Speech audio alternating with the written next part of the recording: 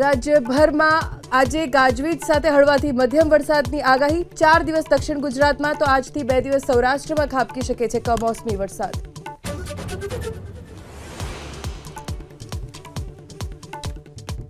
સંરક્ષણ મંત્રી રાજનાથ સિંહ 16 અને 17 મે ભુજ એરબેઝની મુલાકાતે। જવાનો સાથે રાજનાથ સિંહ મુલાકાત કરીને વધારશે જુસ્સો।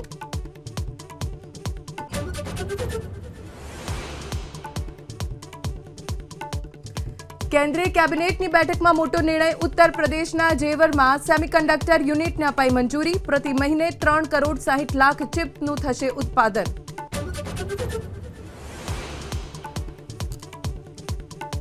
ડિફેન્સ ક્ષેત્રમાં ભારતને વધુ એક સફળતા। ઓડિશામાં નવા માઇક્રો એન્ટી ડ્રોન સિસ્ટમ ભાર્ગવાસ્ત્રનું કરાયું પરીક્ષણ।